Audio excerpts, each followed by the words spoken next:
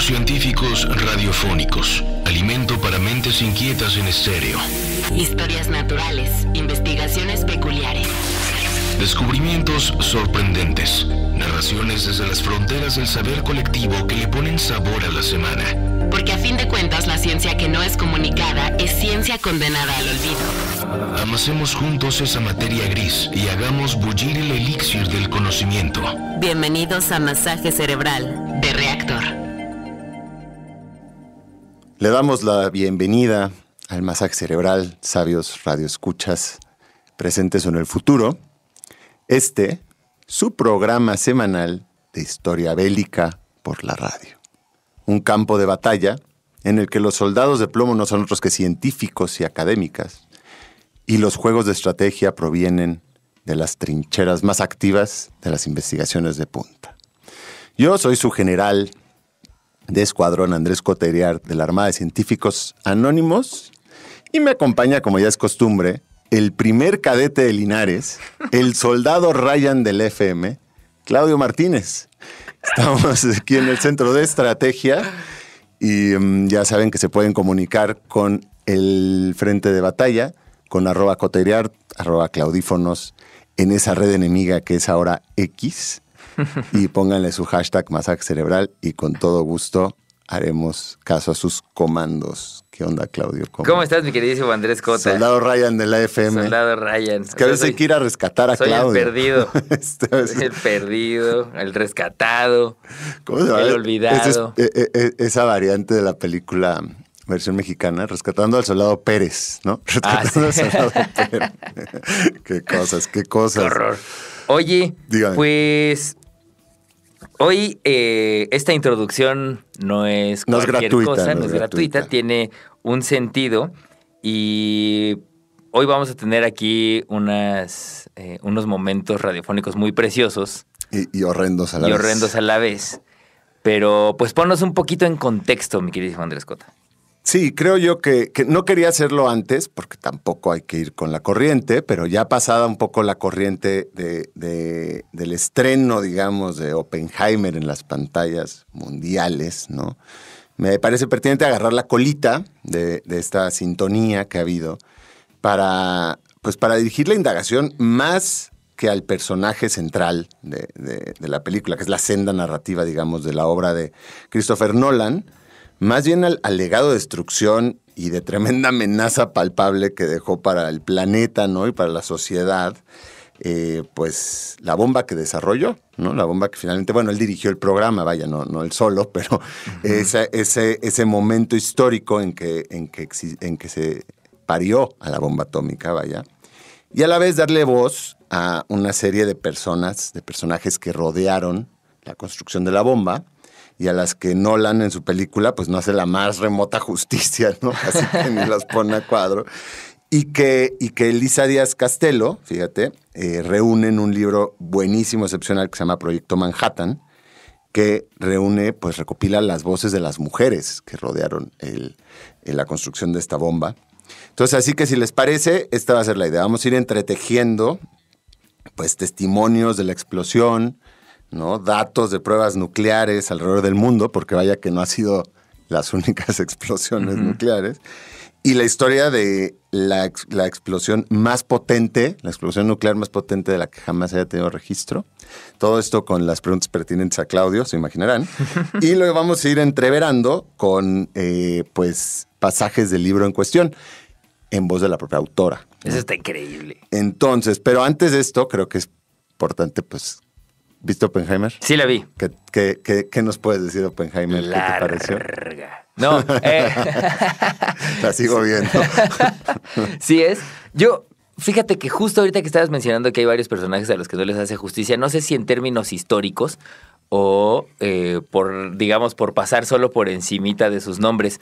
Hace unas semanas estuvo por acá también platicando Diego López Cámara de la ciencia detrás de Oppenheimer. Ajá. Y hablaba de todos los nombres que aparecen por segundos, como, sí, claro, más como cameos. Sí.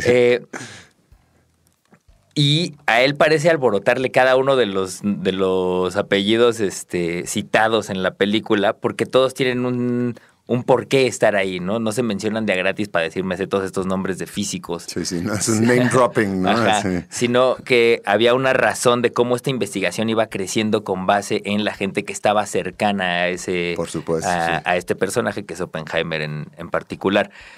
Pero...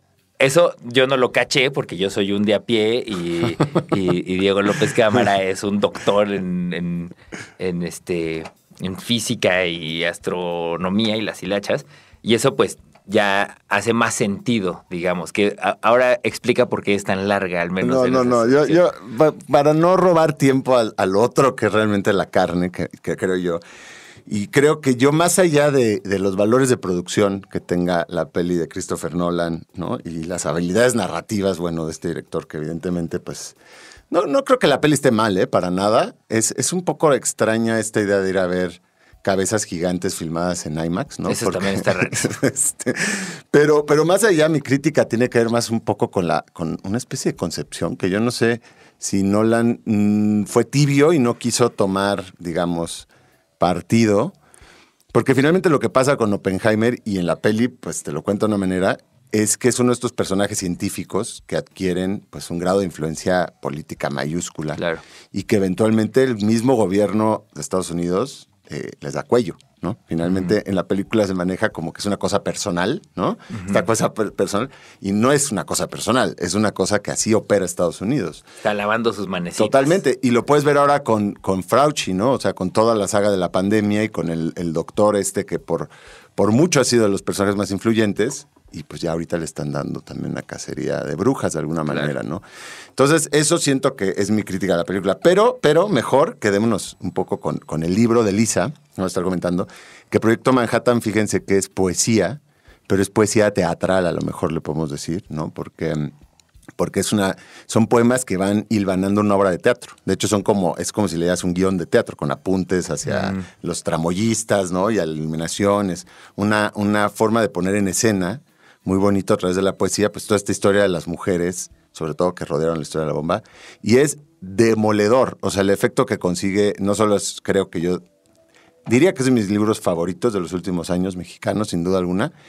Y fíjate que yo se los dejo a mis estudiantes. De hecho, ahora lo leyeron antes de ir a ver Oppenheimer. Entonces leímos el libro y fuimos a ver Oppenheimer. Y son estudiantes de cine. Sepan que yo doy clases en la Escuela Superior de Cine y Literatura. Y entonces a todos les gusta. También es de los libros que más les llega de alguna manera, de los muchos que leemos. Entonces sí tiene algo muy especial el libro de Lisa, que irán escuchando poco a poco. Y en lo que queda pendiente que Lisa venga a cabina, porque queremos un programa de poesía de la ciencia o la ciencia de la poesía, pero eso va a ser más adelante. Ahorita tendremos en sus propias palabras, ¿no?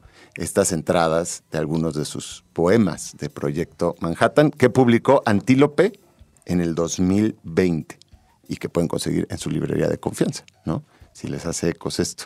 Pero creo que antes de irnos al primer poema de Lisa, habrá que dejar una pregunta aquí para Claudio, para no perder tampoco la maldita costumbre. La maldita costumbre. Claudio, antes de irnos a la pausa, dirías, ¿se puede sobrevivir a una explosión nuclear? Digamos que estás en el epicentro, en la mismísima ciudad donde explota la bomba. ¿Se puede o no sobrevivir a la explosión? Ok. Esa es la pregunta antes Esa es la pregunta de la lectura. Por ahora, claro. Venga. Pues vamos, ayúdenme, #masaje cerebral. Vamos y volvemos. Están escuchando el masaje cerebral. De la parte de Robert Oppenheimer. El desierto es una habitación pintada de amarillo, 3 paredes y un hombre que al hablar hace sombra. Habla Oppenheimer. Estoy harto. Siempre preguntan lo mismo. Soy una cinta rayada que repite ese instante limpio a la mitad del desierto. ¿Cómo decir la bomba? ¿Cómo contarles? Siempre les invento algo nuevo. Les cito al Bhagavad Gita. Soy yo, les digo, el destructor de mundos. Me he vuelto la muerte y les sonrío. Les cuento. Fue la lumbre de 1000 soles que al mismo tiempo incendian la madrugada negra. Y ellos me miran como niños ávidos y envidiosos. La verdad, una sola palabra pasó por mi mente. Funcionó. funcionó, mientras me escaldaba la luz y el desierto se convertía en vidrio, funcionó, mientras hacía de las suyas el uranio, sus isótopos y ese estallido tenso como la inhalación de un dios, funcionó, mirar el exterminio y sentir el orgullo de un padre. La bomba es una boca que dice puro ruido. Con su puño furioso, Dios golpea 3 veces mi corazón de uranio enriquecido. Todavía sigo allí. La vida me detuvo en el instante. Soy siempre, todavía, el momento quieto de la bomba. En la mitad más parca de la noche, aún veo el brillo anestesiado de ese fuego. Prendió sangre mi fuego. Tuve la vida entera en un segundo. ¿Cuándo voy a curarme de ese ruido? Estás escuchando Masaje Cerebral de Reactor. ¿Se puede o no sobrevivir a una explosión nuclear?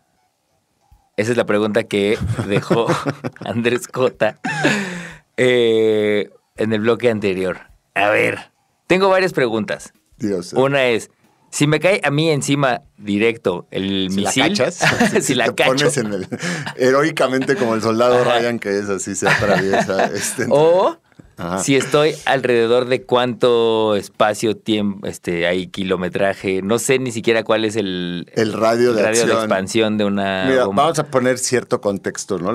Digamos, las únicas 2 bombas que han sido explotadas sobre población civil, porque pruebas nucleares ha habido un montón. Y otra cosa es si matan a otros animales o no, ¿no? Pero sobre humanos, digamos, se han explotado deliberadamente, pues, la de Hiroshima y Nagasaki, 6 de agosto a las 8 de la mañana de 1945, fue la de Hiroshima, fue la primera, llamada Little Boy, o sea, ¿qué tal los gringos? Little Boy, y la de Nagasaki, Fat Man, o sea, es como hasta denigrante como la manera de... Y la del Hiroshima es 16 kilotones, eso toman en cuenta que 1 kilotón son 1000 toneladas de dinamita, ¿no? Y váyanse, déjenselo ahí en la casa porque lo vamos a recuperar, esas comparaciones, pero bueno, 1000 toneladas de dinamita, bueno, pues la de Hiroshima fueron 16,000 toneladas de dinamita. Ajá. Esa estaba hecha de uranio 235. Y en el momento de la explosión, digamos, en el instante, se estima que mató a 66,000 personas, ¿no? O sea, tu estadio de la UNAM, no sé qué. No sé Sí. ¿no? O sea, el aforo de la UNAM, así. Y por supuesto que dejó a tantos o más heridos, o sea, otros 70,000 heridos que pues perecieron en los días consecutivos. Ajá. Además de las secuelas, ¿no? Claro. Y demás. La de Nagasaki, Fat Man, era más potente todavía, 21,000 kilotones. Esa estaba hecha de plutonio 239. Y esa mató, se calcula, todas estas son estimaciones que además, digo, pues conteo de muertos, ¿no? Y 70,000 al instante. Nada más para estarles dando contexto. En total, para finales de 1945, o sea, para finales de ese año, esto fue en agosto, digamos, 3, 4 meses después, se estima que había 246,000 personas muertas entre ambas bombas. O sea, entre heridos y los del instante. Imagínate, 246,000. Cálculos oficiales, ¿no? Ya saben cómo son esos cálculos oficiales. Probablemente más. Pero entonces, Claudio. Ajá. Bueno, Listo. eso ya son pistas. Eso es una pista, ¿no? O sea, si hubo sobrevivientes que murieron meses después, Ya quiere te decir di, que ya se te la puede, puse al pie, sí. que puedes Sí. sobrevivir a una explosión de estas. A mí lo que me cuesta trabajo pensar es, literalmente, ¿qué pasa? ¿Se está incendiando todo el aire alrededor? Literalmente, sí. Entonces se está quedando literalmente una incandescente y otra sin oxígeno. Y rayos térmicos, o sea, Ajá. hay ya te voy a dar la pista. Sí se puede sobrevivir, ¿no? Ajá. O sea, Ajá. O sea, ¿pero puedes sobrevivir estando al lado de la explosión? no, pero sí, digamos que si estás a un par de kilómetros del epicentro. Y luego es como todo, ustedes sabrán. Además, o sea, estamos hablando de esa explosión de 16 kilotones y de hay un montón 22 y hay otras que tienen de variables que se interponen. ¿Dónde estabas? ¿Cómo estabas? O sea, hay en Nagasaki hay una zona residencial que son colinas y toda la ladera de un lado destrozada así, pero evaporizada. Ajá. Y del otro lado, todos sobrevivieron. Nada. ¿Me entiendes? O sea, Ajá. como que... Pero bueno, Hibakusha es el nombre que le dan los japoneses a los supervivientes. Pero imagínense que muchos de estos Hibakusha quedaron, o sea, los rayos, digamos, térmicos, dejaron planchados sobre su cuerpo las telas que traían, o sea, como embebidas en su piel. Como ¿no? tatuadas. Muchísimos Ajá. con deformaciones, definitivamente, cicatrices, se podrán imaginar, ¿no? O sea, muy palpables, que de alguna manera, pues, determinaron su vida. Más las secuelas de cáncer debido a la radiación, ¿no? Y males autoinmunológicos que fueron gestándose en los años sucesivos, ¿no? Pero hay como otros términos ahí interesantes como Niyushi, perdón mi japonés, Niyushi Hibakusha, es si estuviste expuesto a la radiación del epicentro, ¿no? Porque depende en qué parte estés, qué tan lejos, pues qué tipo de secuelas y superviviente vas a hacer, ¿no? Ujú. También hay otro término que es Genbaku Kohi. Genbaku Kohi. Huérfano por explosión nuclear. Porque imagínate, hubo mucho. Ya. Bueno, se calcula, otra vez datos oficiales, que hay o hubo unos 360,000 hibakushas. 360,000 hibakushas. Que hay quienes dicen que la traducción en realidad no es superviviente, sino aquel que sufrió una explosión nuclear, porque tu vida nunca va a volver a ser igual. Por ahí hay un libro que sacó hace poquito el Fondo de Cultura Económico que es el testimonio de Yasuki Yamashita, que es un superviviente de Nagasaki. Pero ahora, una cosa es ser un hibakusha de una explosión nuclear y otra muy diferente es ser un hibakusha de las dos explosiones nucleares. Porque esta es la pregunta. Si se puede sobrevivir a una explosión nuclear, ¿se puede sobrevivir a dos en días casi consecutivos? Híjole. No, pues está muy perro, ¿no? Como Ya la vienes- realidad siempre va a superar a la ficción, señores Sí y se señoras. puede. Pero además, imagínate de alguna manera, pues el dicho ese de cuando te toca, te toca. Que Ajá, de cuando no te toca, aunque aunque te muevas. Aunque te pongas. Ajá.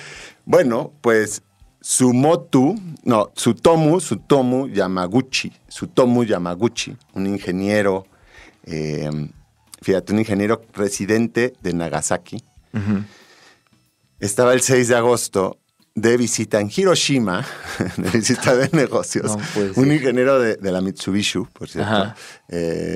Y bueno, pues estaba, de hecho ese día regresaba, y estaba yendo hacia la estación de tren, se le olvidó algo en el hotel, se regresó, y en ese momento Cata estaba a 3 kilómetros de la explosión nuclear, con 2 compañeros de trabajo, y fíjate que los 3 sobrevivieron. A pesar de que se quedó sordo en el momento y ciego por unas horas y completamente quemado. Bueno, pues este señor, digamos, llegó a los albergues, se recuperó un poco, durmió y dijo, no, pues yo me tengo que ir a Nagasaki. Y entonces, como pudo, imagínatelo, cuenta unas cosas brutales, ¿no? Como pasar ríos de personas muertas, de cadáveres, para atravesar. En vez de puentes, atravesaban por cadáveres. Y regresó como pudo a su casa, a Nagasaki, para encontrarse con completo descrédito. Porque imagínate, en esa época, pues las noticias no corrían como ahora. Entonces durmió unas horas, ¿no? Ya estuvo con su esposo, tomó un té, lo vendaron. Y el 9 de agosto se presentó a trabajar, porque los japoneses, o sea, no contento con recibir un puede impacto ser. nuclear, se presenta a trabajar, le está contando a su jefe que no le cree, o sea, le estás loco como una bomba nuclear. Y en ese momento, Segunda. y sobrevivió. No puede ser. Sí. Double Blasted, se los dejamos de recomendación, de Radiolab. Búsquense ese episodio de Radiolab, Double Blasted. Y ahí cuentan muy bien la historia. Lo voy a buscar, si lo quiero escuchar. Pues ahí está. Vamos a nuestro siguiente corte. Andrés Cota, ¿me vas a aventar pregunta o me vas a dejar descansar? Tírala ¿Cuál ya. dirías que es la explosión nuclear más potente de la que se tenga registro? Ok, venga, vamos y volvemos. Están escuchando Masaje Cerebral. De la parte de Leona Woods. Vivir para entregarse por completo. Eso decía mi madre que era el secreto de la felicidad. Hablaba, por supuesto, del matrimonio. Pero yo le di una interpretación distinta. Lograr una reacción en cadena.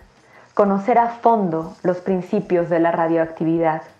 Construir un arma que rompiera el principio estructural del universo: vivir, entregarse por completo. ¿Qué es la radiación? La radiación es el intento de los átomos por vivir lo más rápido posible.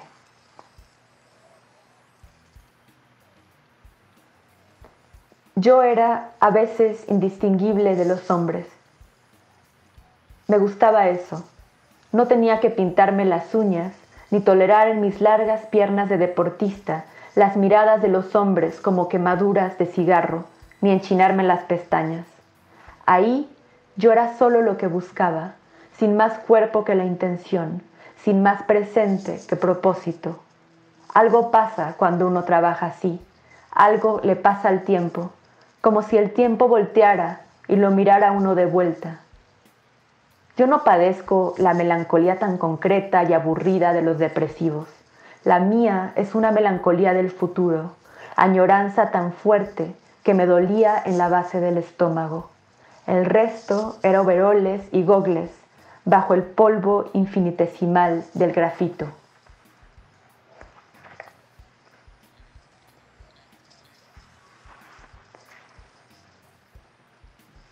Poco después supe que estaba embarazada. Solo Enrico lo supe, nadie más. No me hubieran dejado trabajar. Y no podía separarme del reactor. Había prisa, yo era necesaria y me gustaba eso, sentirme necesaria. Ocultaba los meses de mi vientre bajo el overol de mezclilla. Los mareos del embarazo saben a sal radiada al fondo de la boca. Y yo ya conocía ese sabor.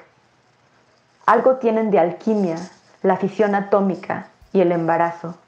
Un cuerpo que se rompe en dos, cambia de nombre, no vuelve a ser el mismo. La vida, a veces, más fuerza que maña.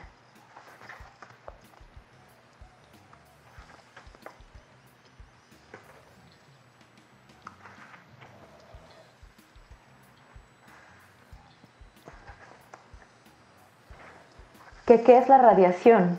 Un hecho sólido, la piedra filosofal del siglo XX, la que sí sirve, un sitio donde la muerte y la materia se intersectan, átomos y su azar de media tinta, y en la oscuridad nadie tiene ojos, y quién y para qué sonríe, es todo, transmutación de carne en sangre, sustancia que no dura sino duda, se reblandece y perpetúa su mancha. He vivido sentada en el quicio de la sed. Antes andaba en bici hasta el lago. Las 5 de la tarde brillaban sobre las hojas de los árboles. Casi siempre era septiembre. Luego cuidé de una gran máquina, devota de una sombra. Al final, una serie de hombres me preguntan sobre otros hombres. Mientras tanto, los bosques se queman, la vida, toda esta alquimia, para llegar al plomo. Historias naturales, investigaciones peculiares, descubrimientos sorprendentes, masaje cerebral. Qué bueno que no le cambiaron, estamos aquí hablando de desquicios nucleares. Y nos quedamos con, ¿no? Claudio está pensando ahorita cuál fue la explosión atómica más potente, la que se tenga registro. Mientras tanto, nada más les digo que Tsutomu Yamaguchi, el superviviente a 2 bombas atómicas, murió a los 93 años. ¿Qué? O sea, no solo sobrevivió a las 2 bombas atómicas, sino que murió a los 93 años de cáncer de estómago. Y fíjate que su esposa, que también es una hibakusha, aunque en su caso es solo de la bomba de Nagasaki, también vivió hasta pasados los 80 y varios, ¿eh? Entonces, bueno, desde aquella prueba famosa que recoge la película, ¿no? La prueba nuclear Trinity, y que dio un poco origen a estas 2 bombas que se tiraron sobre Nagasaki y Hiroshima. Bueno, esa prueba Trinity fue de 20,000 kilotón, y eso fue el 15 de julio de 1945, ¿no? O sea, un mes antes de que las tiraran sobre Japón, en White Sands, Nuevo México.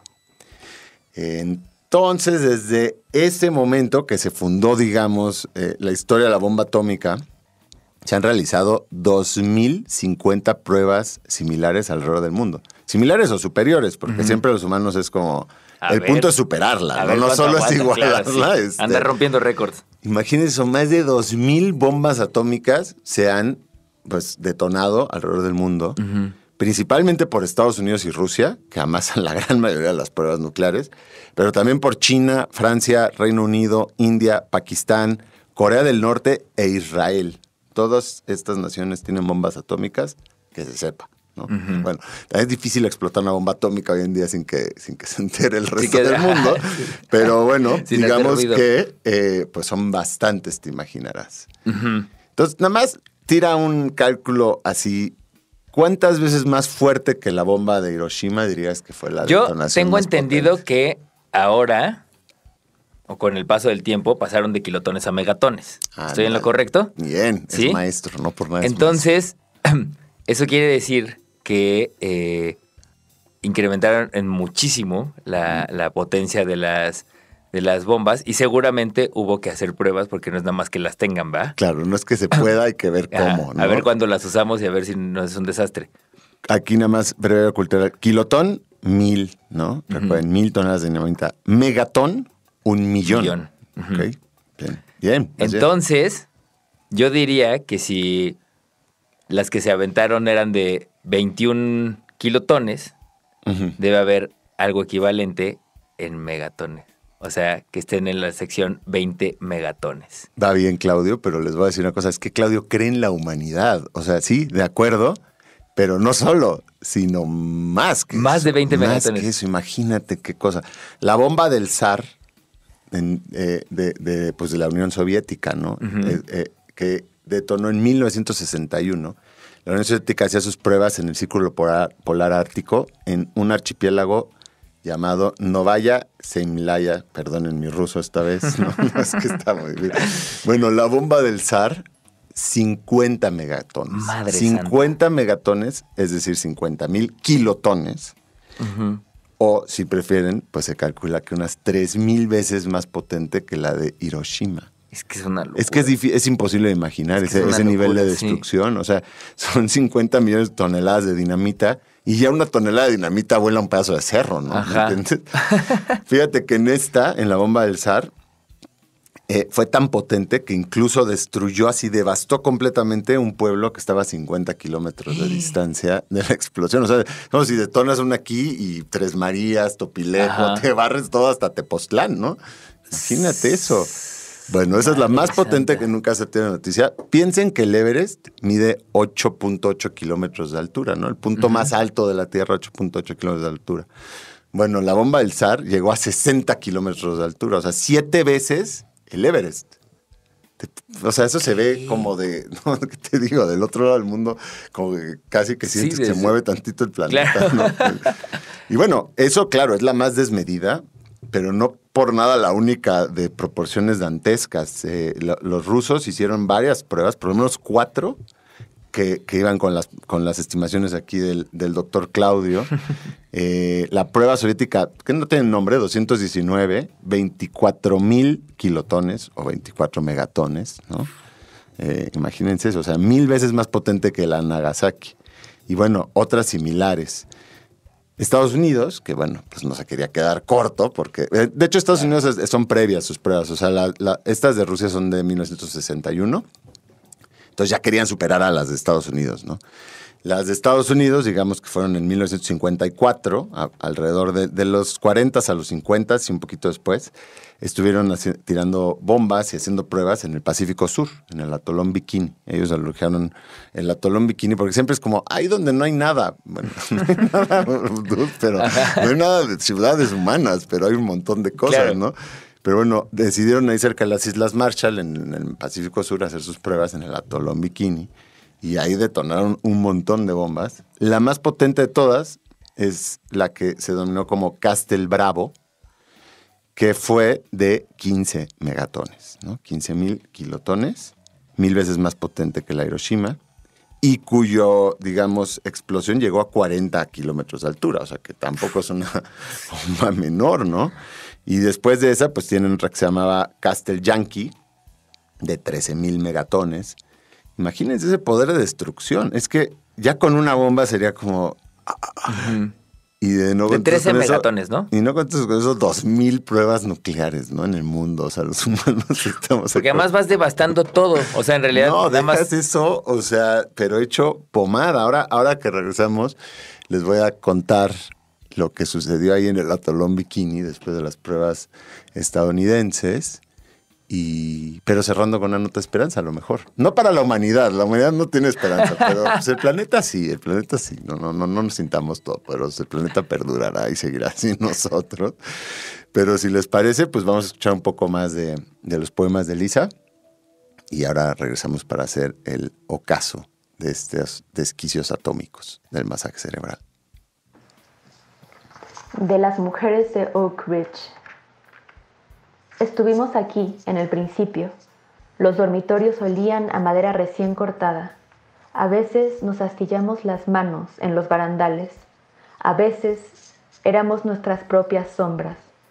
Los vigilantes en la fábrica no nos distinguían y un día, cansados de fijarse en nuestros números de placa, comenzaron a llamarnos a todas con el mismo nombre, Rose. Llovió tanto que tuvimos que quitarnos los zapatos y caminar con el agua hasta los tobillos de una máquina a otra. Bautizábamos gatos callejeros con los nombres de nuestros futuros hijos. No podíamos llevar nada metálico, porque el magnetismo dentro de la fábrica era tan fuerte. Así perdió Magda su anillo de compromiso. Así perdió más de una las llaves de su casa. Solo de vez en cuando existíamos del todo, en especial las unas para las otras, en especial en domingo. El año recargaba sus estaciones contra la ventana de la cocina. Escribimos nuestros nombres sobre el vapor. Eran híbridos de espectrómetros de masa, eran grandes pájaros negros, eran chillidos mecánicos, eran magnetismo, eran malos conversadores, eran el color de nuestras horas, eran el dolor en nuestros dedos, eran 2 monedas de cobre sobre los ojos de los asesinados, eran otro nombre para el incendio, eran el tedio derretido, eran ambiguos proselitistas, eran la edad de los materiales, eran la terquedad de los átomos, el tenue estrabismo de los isótopos, eran híbridos de espectrómetros de masa. Le susurrábamos los nombres de los números para que se durmieran. Se tragaron nuestros primeros años. Todo era ensayo y error, horas de luz empotrada en la noche, las máquinas rumiantes y el calor hasta el hueso. Los minutos pesaban el doble. Más tarde sabríamos calibrar la espera y, sin embargo, alguna de nosotras desapareció por hacer demasiadas preguntas. No era tan difícil. Nos indicaron cómo encontrar el equilibrio. Cumplimos años sin manecillas, destilando sin saberlo los isótopos, rodeadas por un imán de fractura, lo que aún no había sucedido. Empujamos poco a poco el átomo hasta romperlo. Soñamos en azul y bajo tierra, pero ya es demasiado tarde. Todo ha sido llorado y la izquierda de la luz no existe. Ciencia que no es comunicada es ciencia condenada al olvido. Esto es masaje cerebral. Las mujeres de Oak Ridge. Ellos pasan a revisar los índices. Nosotras conocemos las plantas, los sectores. Ellos checan las horas de entrada y de salida. Nosotras lavamos sábanas y calcetines y los colgamos en el verano de la espera. Ellos hablan de la manufactura. Nosotras tedio y coéforas. Ellos saben lo que estamos haciendo. Nosotras la ilusión de la fuga. Ellos certeza. Nosotras omisión. Ellos duermen a veces en sus bancos. Nosotras dolor de espalda, manecillas. Ellos puntapié. Nosotras magnetismo. Nosotras calendario de crepúsculos. Nosotras cicatriz de la rutina. Nosotras escogemos jitomates, nos asoleamos. Ellos voz con hambre. Nosotras horas hombre. Nosotras catástrofe en bolsitas. Té para cólico y pantuflas y el sueño arrebatado de las calabazas. Ellos armas. Nosotras armisticio. Ellos entablan sus silencios. Nosotras dedos rápidos. Ellos cableado o tuberías. Nosotras cocinábamos garbanzos. Ellos una llave en cada puerta. Nosotras cerradura. Ellos armas, nosotras armas son. Ellos con los ojos cerrados, nosotras con las manos sin ojos. Ellos y su hambre daltónica, nosotras magnéticas cantárides. Ellos y sus palabras escalenas, nosotras genio y figura. Ya estamos de vuelta aquí en el masaje cerebral. Hemos estado intercalando las intervenciones de su servidor y Andrés Cota con lectura de Elisa Díaz Castelo de este libro llamado Proyecto Manhattan, que es de Editorial Antílope y que pueden ir a buscar en caso de que les esté gustando lo que escuchan. Y llegamos a nuestro último bloque, Andrés Cota. Así es, y nos quedamos, bueno, pues nada más haciendo un breve repaso de las explosiones nucleares más desaforadas, legadas por nuestra especie, ¿no? Al universo. Fíjense que en el atolón Bikini, ahí donde fueron las pruebas estadounidenses, y retomo un poco esa historia porque las pruebas soviéticas son un poco más secretivas, como se podrán imaginar, ¿no? Y pues en el círculo polar. Pero bueno, el atolón Bikini estaba poblado, o sea, tuvieron que, no es que no hubiera nadie ni siquiera, o sea, evacuaron gente previo a sus pruebas.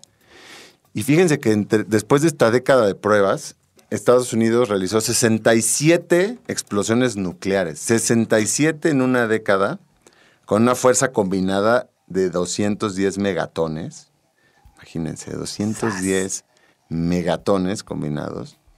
Y que dejaron el área, o sea, no solo evaporizaron pedazos del atolón, no solo pedazos del atolón que pues sí, islas evaporizadas, sino que la radioactividad que quedó ahí patente en toda esta zona del océano, 10 veces más alta que la de Chernobyl. Digo, nada más por decir algo que la gente tiene un poco de noción de que Chernobyl fue con mucho el desastre nuclear, digamos, más brutal conocido que tengamos. Claro, pero es que tiene que ver con que ocurrió con población humana, ¿no? No, y que estuvo evacuado Chernobyl, pues décadas, ¿no? O sea, sigues, de alguna manera puedes visitar como turista extremo, si quieres, pero el núcleo de radioactividad de Chernobyl, de hecho, el reactor nuclear fusionado, eso, sigue activo. O sea, cada tanto tiempo le hacen una campana, un domo de asbesto, luego otro de hierro. Le llaman pata de elefante a ese núcleo incandescente. Y hay quienes dicen que eso es lo más peligroso que ha creado la humanidad, porque eso se va a quedar ahí. Y en algún momento, ¿qué pueden pasar? ¿1000 años? ¿2000 años? ¿10,000 años? ¿Tú crees que la gente va a seguir haciéndole el domo? O sea, en algún momento claro va a ser como ahora que Fukushima, ese otra digamos, desastre nuclear producto del tsunami. Bueno, Fukushima ahora ya está liberando agua que se usó para enfriar los reactores, ¿no? Al mar. Es todo un escándalo. Sí. Ahorita. Bueno, nada más piensen esto, ¿no? Esa fuerza de devastación, esa radioactividad. Y sin embargo, tú vas ahora 70 años después de esas pruebas nucleares y la vida florece ahí. O sea, no es que haya... regresó ahora los corales. Es que es de los lugares, digamos, con más biodiversidad marina porque los hemos dejado en paz esos 70 años. Claro. O sea, no ha habido pesca industrial, definitivamente no. Y entonces de los lugares con más alta abundancia de tiburones, por ejemplo. Órale. Y los estudios que se han hecho en los corales se han percatado que no son solo corales, digamos, son corales que empezaron a crecer, o sea, son corales que ya tienen bastante crecimiento, que empezaron a crecer un par de años después de las explosiones. En pleno, digamos, paraíso radioactivo. Claro. Se empezó la vida a abrirse paso y ahí están. ¿Sabes, por ejemplo, que yo no sabía, pero qué personaje está basado en ese lugar? ¿Cuál? Bob Esponja. Bob Esponja vive en las Islas Marshall, claro. Y entonces cuando ya tienes eso, claro, empiezas a ver la caricatura, está lleno de simbología de las pruebas nucleares y Bob Esponja mismo, pues por eso es una esponja mutagenizada, ¿no? Está como muy... Qué raro. Porque claro, la cultura pop juega con estas cosas. Godzilla también nació como una especie de manera de afrontar el duelo de Japón. Fíjate, Godzilla escupe... tiene un aliento radioactivo, ¿te acuerdas? Sí. Y es una forma de crear esta amenaza incluso mayor que las otras personas, o sea, ¿no? Porque pues así surgió Godzilla y bueno, así surgió Bob Esponja, cada nación con su creación, ¿no? Y ustedes me dicen cuál respetan más, pero en fin, eso creo que es una nota pues, que a mí al menos me da cierta tranquilidad. que es saber que pues, la vida se abrirá paso y volverá a radiar tras la pequeña hecatombe humana, ¿no? Me estoy acordando ahorita de una frase de la película, fíjate, que Niels Bohr, cuando tú comentabas al principio del programa que hay como name dropping de distintos científicos, ¿no? Y bueno, Niels Bohr sí sale un poco más en la peli, pero poquito. Y tiene esa frase en cuando va a visitar a Oppenheimer, en que le pregunta como, nada más le dice como, ¿y estás seguro que es suficientemente grande? O sea, refiriéndose a que, ya sabes que Oppenheimer, que es que tenía este viaje de que con eso ya era la paz mundial, ¿no? Era la destrucción masiva para la paz mundial. Y Bohr pues le decía un poco, bueno, sí es suficientemente grande quizá, pero ya ven que no fue suficientemente grande porque no contentos con ello. Y ahora se ha complicado mucho el panorama, ya ahora no lo vamos a abordar más a fondo, pero bueno, le llaman como la agencia de los 3 cuerpos, ¿no? Ahora que China tiene un programa nuclear muy sólido, digamos, todas estas negociaciones nucleares entre Estados Unidos y Rusia pues eran dos cuerpos, digamos, es como si tienes 2 hijos. Y luego metes un tercero a la ecuación y la cantidad de relaciones que se pueden hacer es como exponencial, o sea, se complica muchísimo. Entonces, 2 se llevan bien, pero se llevan con el otro, los 3 se llevan mal contra ti, ¿no? Uno y uno, ¿me entiendes? Empiezan a hacer una serie de relaciones, surgen complejísimas. Y eso es el futuro hacia el que vamos, ¿no? Claro, depender de su buena o mala interacción entre esos 3 jugadores. Totalmente. Qué miedo. Sí. Por lo menos puedo estar orgullosos de que México no tiene bomba nuclear y nunca la tendrá. No, qué bueno que no nos alcance para eso. Que nuestros intereses y esfuerzos estén en otro lugar. En ganar el mundial. Otra que tampoco va a ocurrir. Pero bueno, pues nada, se nos está acabando el tiempo. Muchísimas gracias, Andrés Cota. Muchísimas gracias a Elisa Díaz Castelo, que estuvo mandándonos estas lecturas increíbles de Proyecto Manhattan. Y pues ahí está. Saludos a todos los poetas de la ciencia y los científicos de la poesía. Y, claro, a mi estudiantado que mencioné acá de la Escuela Superior de Cine. Saludos, que escuchan fielmente, espero, como tarea. Ahí está. Muchísimas gracias. Nos escuchamos en el próximo Masaje Cerebral. De la parte de Jim Tadlock. Quiero saber morir. No me da pena. Toda la vida imaginé ese instante. Construí mi trayecto cambiando de lugar mis huesos. Construí mi trayecto a base de reincidencia pura, con la impronta salada de mi muerte pululando. Más arriba me espera, a contrapelo practica sus direcciones de escena. Más arriba me espera, y no muy lejos, su desuso. Ahora mi cuerpo es un lugar sin sombra. Pronuncio mis recuerdos en reversa. Me desahucio.